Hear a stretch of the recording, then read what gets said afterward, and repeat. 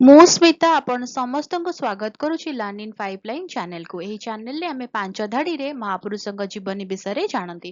ଯେତେବେଳେ ପାଞ୍ଚ ଧାଡିରେ ଜାଣନ୍ତି ଅଧିକା ଜାଣିବାକୁ ଇଚ୍ଛା ହୁଏ। ଯଦି ଅଧିକା ଜାଣିବାକୁ ଇଚ୍ଛା ଅଛି କମେଣ୍ଟରେ ଜଣେଇବେ। ଆମେ କଣ କରିବା ନା 10 ଧାଡି 15 ଧାଡି ବା ଲମ୍ବା ଏସେ ମହାପୁରୁଷଙ୍କ ବିଷୟରେ ନେଇକି ଆସିବା। ତାହେଲେ ଆଜିର ଭିଡିଓରେ ଆମେ ଜାଣିବା ଆଉ ଜଣେ ମହାପୁରୁଷଙ୍କ ଜୀବନୀ ମାତ୍ର 5 ଧାଡିରେ।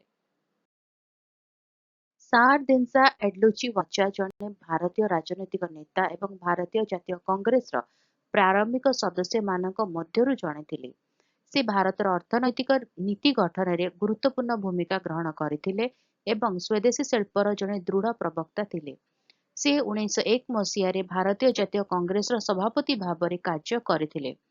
ୱାଚା ଆର୍ଥିକ କ୍ଷେତ୍ରରେ ତାଙ୍କର ବିଶେଷଜ୍ଞତା ପାଇଁ ଜଣାଶୁଣା ଥିଲେ ଏବଂ ଭାରତରେ ଅର୍ଥନୈତିକ ଆତ୍ମନିର୍ଭରଶୀଳତାକୁ ପ୍ରୋତ୍ସାହିତ କରିବା ପାଇଁ କାର୍ଯ୍ୟ କରିଥିଲେ। ସାର୍ବଜନୀନ ସେବା ଏବଂ ଅର୍ଥନୈତିକ ବ୍ୟାପାରରେ ତାଙ୍କର ଅବଦାନ ପାଇଁ ବ୍ରିଟିଶମାନେ ତାଙ୍କୁ ନାଇଟ୍ ଉପାଧି ଦେଇଥିଲେ। ଭିଡିଓଟି କେମିତି ଲାଗିଲା ମୋତେ କମେଣ୍ଟ କରିକି ଜଣେଇବେ। ଯଦି ଭଲ ଲାଗିଲା ତାହେଲେ ଭିଡିଓ ଟିକେ ଲାଇକ୍ କରିଦେବେ, ଭିଡିଓ ସହିତ ସେୟାର କରନ୍ତୁ, ଚ୍ୟାନେଲକୁ ସବସ୍କ୍ରାଇବ କରି ବେଲ୍ ଆଇକନ୍ ପ୍ରେସ୍ କରି ଅଲ୍ ନୋଟିଫିକେସନକୁ ଅନ୍ ରଖିଥାନ୍ତୁ। ତାହେଲେ ଦେଖା ହବା ଆଗାମୀ ଭିଡିଓରେ। ନମସ୍କାର।